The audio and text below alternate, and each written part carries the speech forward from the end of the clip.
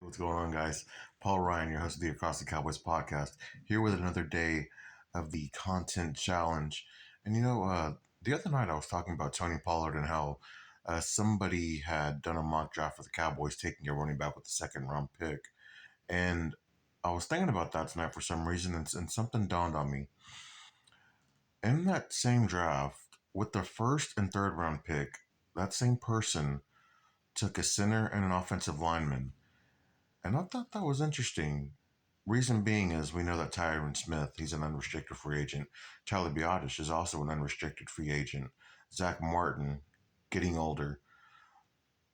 We're not sure what to expect from Terrence Steele after him coming back. Didn't look that great, of course, coming back from an ACL or that Achilles injury, which is never easy to do. And then, of course, it's really Tyler Smith, who on the left side is going to be dominant. We're not worried about him.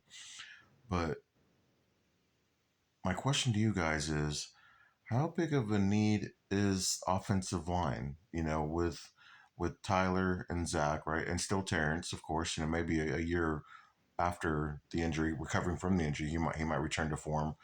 But with also TJ Bass and Brock Hoffman, I know our guy CD Piglet, co-host. Make sure to follow him, CD Piglet, on Twitter. He's a big fan of both of those guys, and while this draft is currently loaded with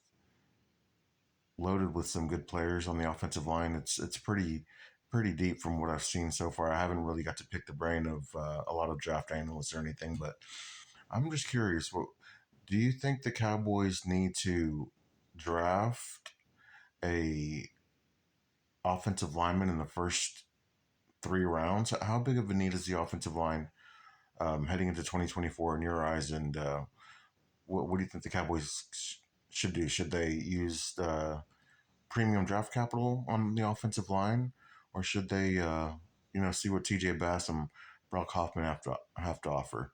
Like, let me know, guys. And as always, be sure to subscribe to the Across the Cowboys podcast every Monday night, bringing you new episodes, keeping you entertained, and most importantly, keeping you informed.